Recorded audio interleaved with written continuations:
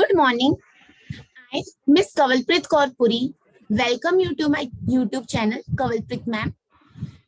मैं मुंबई से हूँ और मैंने एमकॉम बिजनेस मैनेजमेंट में कंप्लीट किया है and I am Maharashtra set and UGC net qualified in the subject of commerce.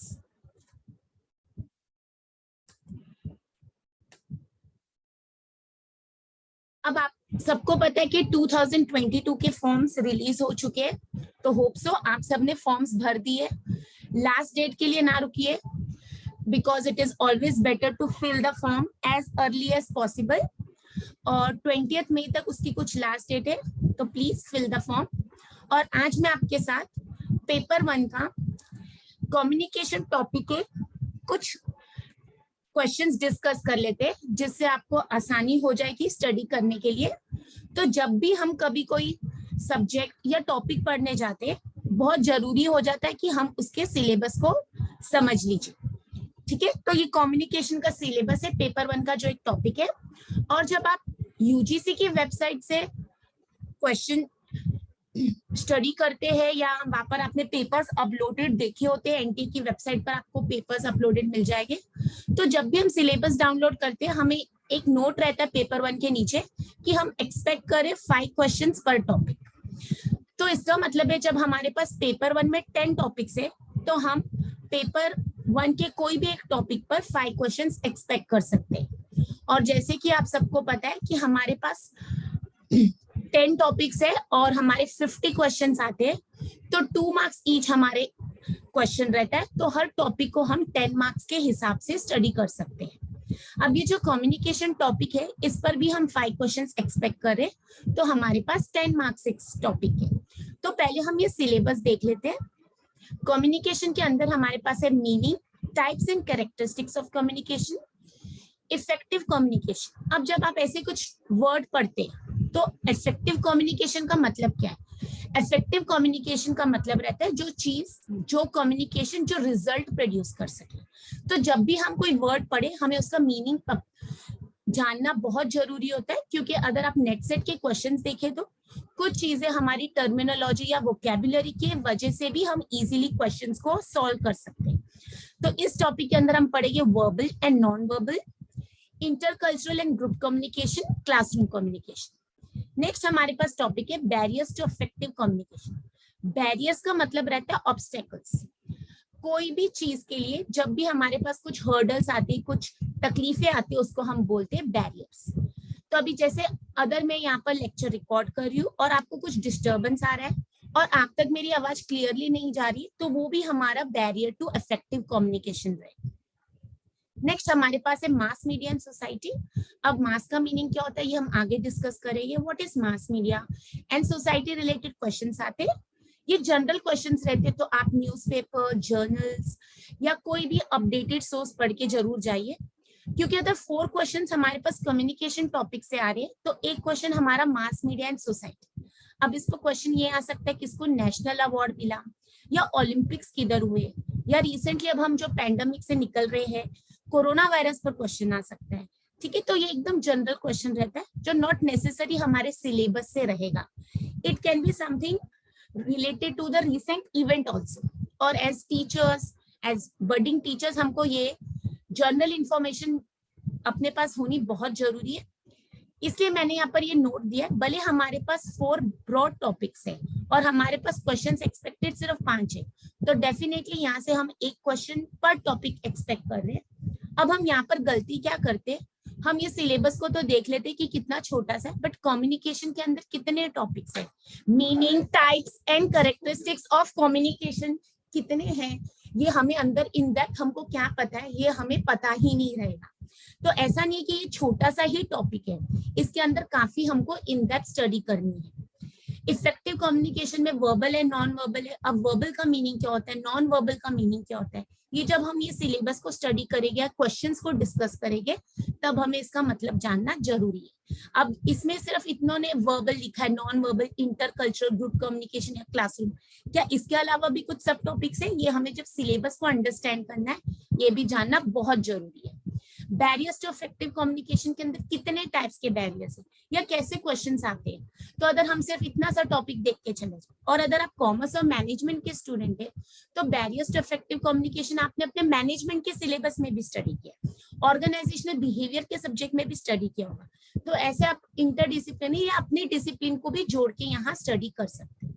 Mass media and society जैसे मैंने आपको बोला, एकदम रिसेंट अवेयरनेस क्वेश्चंस आ सकते हैं, not related to the syllabus, something related to television या कह सकते हैं न्यूज़पेपर रिलेटेड या जनरल इंफॉर्मेशन। तो आप स्टडी करते हैं, तो जब भी आप स्टार्ट कीजिए हमेशा सिलेबस को जरूर अंडरस्टैंड कीजिए। चलिए कुछ क्वेश्चंस डिस्कस कर लेते हैं। पहला क्वेश्चन है, which one of the following is an example of new media.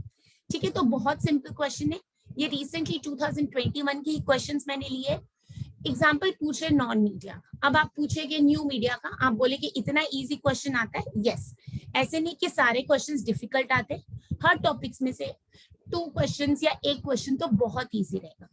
अब जब भी आप ऐसे क्वेश्चन सॉल्व कीजिए, आप सारे ऑप्शंस देख लीजिए, इंस्टाग्राम, न्यूज़पेपर्स, रेडियो और टेलीविजन। मुझे पता है आप सबको पता है इसका आंसर है इंस्टाग्राम। तो न्यूज़पेपर्स तो काफी ओल्ड हो चुका है, रेडियो भी काफी ओल्ड है और टेलीविजन। तो इन 4 ऑप्शंस में हमारा सही आंसर है इंस्टाग्राम। बट आपको क्या याद रखना है कि नेक्स्ट टाइम ऐसा क्वेश्चन नहीं आ रहा। नेक्स्ट सेट में ना कॉन्सेप्ट रिपीट होता है क्वेश्चंस में, तो नेक्स्ट टाइम वो पूछ सकते हैं इंस्टाग्राम किस चीज के लिए, क्या वो फोटो शेयरिंग है, क्या वीडियो शेयरिंग है। ठीक है, आजकल रील्स का कॉन्सेप्ट बहुत ज्यादा आ गया है, तो ऐसा क्वेश्चन भी पूछा जा सकता है। कुछ अलग क्वेश्चन न्यूज़पेपर रिलेटेड पूछ सकते हैं, कुछ अलग क्वेश्चन रेडियो रिलेटेड पूछ सकते हैं या टेलीविजन रिलेटेड। तो याद रखिए नेक्स्ट सेट में कॉन्सेप्ट्स रिपीट होते हैं क्वेश्चंस में। ठीक है, तो जब भी हम एक क्वेश्चन पढ़ते हैं हम उसके अंदर 4 कॉन्सेप्ट्स को स्टडी करते हैं। नेक्स्ट क्वेश्चन देख लेते हैं, in communication a shrug off shoulders indicate. यहाँ पर अब वो कह रहे हैं कम्युनिकेशन में श्रग ऑफ शोल्डर्स। अगर हमें श्रग ऑफ शोल्डर्स का मतलब ही नहीं पता है तो हम ये आंसर नहीं कर पाएंगे। इससे मैं बोलती हूँ कि नेट सेट के स्टूडेंट्स को हमेशा अपनी लैंग्वेज पर, अगर आप हिंदी में अटेम्प्ट करें तो हिंदी स्ट्रांग होनी चाहिए, आप मराठी में अटेम्प्ट करें तो आपकी मराठी लैंग्वेज स्ट्रांग होनी चाहिए, आप इंग्लिश में अटेम्प्ट करें तो इंग्लिश का वोकैबुलरी या लैंग्वेज बहुत स्ट्रांग होनी जरूरी है। क्योंकि कुछ चीजें हमें सिर्फ अपनी कॉमन सेंस या सिर्फ वर्ड का मीनिंग पता था, हम सॉल्व कर सकते हैं। तो shrug off shoulders, shrug off shoulder का मतलब होता है, अभी क्वेश्चन को पहले ऑप्शन देख लेते हैं, आपको खुद ही समझ आ जाएगा। ऑनेस्टी, इनडिफरेंस, इंटरेस्ट और रिस्पॉन्सिबिलिटी। अब आप कॉमन सेंस भी लगाएंगे। श्रग ऑफ शोल्डर्स होता है हम जैसे शोल्डर्स को उचका देते हैं, हमें कोई फर्क नहीं पड़ता। ठीक है, तो यहाँ पर उसी का मतलब आ जाएगा इनडिफरेंस। अब श्रग ऑफ शोल्डर्स हम ऐसे ही बता रहे हैं, हमें नहीं आता कुछ भी, तो उससे ऑनेस्टी तो कहीं पर भी नहीं आ रही, इंटरेस्ट तो जनरेट नहीं हो रहा है, ठीक है, और रिस्पॉन्सिबिलिटी तो कहीं पर भी नहीं। तो इसलिए इनडिफरेंस, क्योंकि हमने अपने शोल्डर्स ऐसे उचका दिए जैसे हमें कुछ पता नहीं। तो इनडिफरेंस का मतलब होता है कि हमें उससे कोई फर्क नहीं पड़ता। अगर आपको श्रग ऑफ शोल्डर्स का मतलब पता होता तो आपका आंसर कभी भी गलत नहीं जाता। नेक्स्ट क्वेश्चन देख लेते हैं, which of the following are the traits of a competent communicator. अब वो पूछ रहे हैं कि इनमें से हमें स्टेटमेंट्स दिए ABCD, इसमें से कोडिंग दी उन्होंने। ट्रेट्स का मतलब रहता है कुछ क्वालिटीज, कुछ फीचर्स जो हमारी पर्सनैलिटी के पार्ट है। तब ट्रेट्स का मीनिंग जानना जरूरी है। कॉम्पिटेंट कम्युनिकेटर कौन होता है, किसी चीज में हमारी काबिलियत होती है। ठीक है, एक अच्छा स्पीकर के बारे में पूछ रहे, अच्छे कम्युनिकेटर के बारे में पूछ रहे। तो यहाँ पर हमारी क्या हिंट रहेगी, आंसर कैसे ढूंढना है। ट्रेट्स मतलब पॉजिटिव फीचर्स कुछ पूछ रहे, तो हम पॉजिटिव फीचर्स को यहाँ से फाइंड आउट करेंगे। पहले हम ऑप्शंस पढ़ लेंगे, mindfulness, receptive to new information, thinking before acting, should always goes by the first impression, be passive to issues around. अब आपने जब ये स्टेटमेंट्स पढ़ ली, हमको नीचे ना कोडिंग दी है, तो हमें देखना है कि कौन सी कोडिंग हमको सुटेबल है। अब अगर आप फर्स्ट टाइम पेपर अटेम्प्ट कर रहे हैं तो आपको पता भी होना चाहिए कि हमको क्वेश्चंस या कोडिंग कैसे दी जाती है। तो अभी कोडिंग में फर्स्ट है ABC, सेकंड में ADE, थर्ड में BCD और फोर्थ में हमारे पास CD। ठीक है, तो अभी हमें कौन सी स्टेटमेंट एकदम श्योर है कि वो आंसर होगा, traits of a competent communicator. ठीक है, तो अब पहले देख लेते हैं माइंडफुलनेस का मतलब क्या रहता है, एक क्वालिटी ऑफ बीइंग कॉन्शियस और अवेयर ऑफ समथिंग। हमें किस चीज के लिए हम एकदम अवेयर है, ठीक है, हमें अवेयरनेस है और हम सुन रहे हैं। जैसे रिसेप्टिव टू न्यू इन्फॉर्मेशन, एक अच्छे कम्युनिकेटर तो हर न्यू इन्फॉर्मेशन, जैसे मैंने आपको बोला मास मीडिया के क्वेश्चंस आते हैं, अपडेटेड इन्फॉर्मेशन, तो यस, ये तो आंसर में होना ही चाहिए। थिंकिंग बिफोर एक्टिंग, कुछ भी करने से पहले आपको थिंक करना चाहिए, भले वो पर्सनल लाइफ हो, क्लासरूम हो, या कोई डिसीजन ले रहे हैं, तो ये भी जरूर होना चाहिए। Should always goes by first impression, ऐसा होता है जरूरी नहीं, ठीक है। हो सकता है हमने फर्स्ट परफॉर्मेंस अच्छी नहीं दी हो तो सेकंड परफॉर्मेंस अच्छी, तो ये मुझे नहीं लग रहा answer. Be passive to issues है, पैसिव मतलब एक हो गया एक्टिव का ऑपोजिट, बट हम जब टीचर है, कम्युनिकेटर है, या हम कोई भी बिजनेस कर रहे हैं, कुछ भी जनरल, हमें हमेशा एक्टिव रहना जरूरी। तो अब हमें क्या करना है, यहाँ पर देखना है, समझदारी लगानी है। मेरा ई आंसर तो हो ही नहीं सकता क्योंकि आई शुड बी एक्टिव, तो कौन से ऑप्शंस में ई है हम उसको एलिमिनेट कर सकते हैं। तो क्वेश्चन नंबर कोडिंग नंबर 2 में ई आ रहा है और 4, हम उसको एलिमिनेट कर देंगे। अब माइंडफुलनेस 100% होना चाहिए, रिसेप्टिव टू न्यू इन्फॉर्मेशन 100% होना चाहिए, और थिंकिंग बिफोर एक्टिंग भी 100% होना चाहिए। Should always go by first impression, ये मुझे डाउटफुल है। तो अब मेरे पास एक ही ऑप्शन बचता है, ए, बी एंड सी, जो मुझे लगता है ये करेक्ट इंफॉर्मेशन है, ठीक है। तो करेक्ट ऑप्शन हमारा यहीं पर हो जाता है। तो देखिए, मैंने ट्रेड्स का मतलब जाना, कॉम्पिटेंट कम्युनिकेटर का मतलब जाना, और मुझे इजी, तो यहाँ पर option 1 is the correct answer. Next देख लेते हैं question, greeting a person with how do you do, ठीक है। हम पूछते हैं ना किसी को पहली बार मिलते हैं आप कैसे हो, before the actual conversation begins is called, मतलब अभी हमारी बातचीत स्टार्ट नहीं है, हम एक दूसरे को पहचानते नहीं है, डायरेक्टली जाके तो आप बात नहीं कर लेंगे ना, पहले हाय हेलो करते। तो ये पूछ रहे उस ग्रीटिंग को हम क्या बोलते हैं। पहला, क्या फॉर्मल इंट्रो है, क्या मैसेज प्रॉम्प्टर है, क्या वो फटीक कम्युनिकेशन है। उसकी प्रोनाउंसिएशन मैंने लिखा है PHATIC is pronounced as phatic, या स्मार्ट ओपनर है। अब देखिए, ये कंप्लीटली वोकैबुलरी पर है, आपने कभी वर्ड सुना होगा या आपने कभी भी इस चीज को रीड किया तो ही आंसर दे सकते हैं।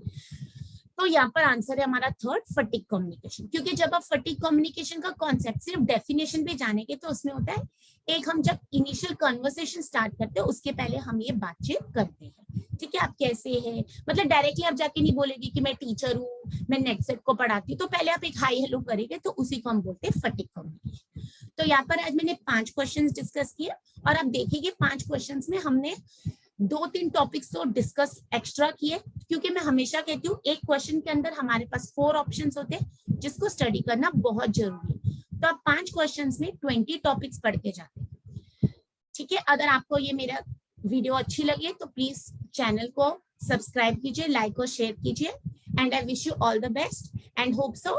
अगर आपको अच्छा लग रहा है तो मुझे आप कमेंट करके बता सकते हैं आपको कौन से सब्जेक्ट में, टॉपिक में डिफिकल्टी है, तो हम ऐसे स्लोली करके 5 क्वेश्चंस को डिस्कस कर लीजिए। फॉर्म भर लीजिए। आप सबको good day, all the best, thank you.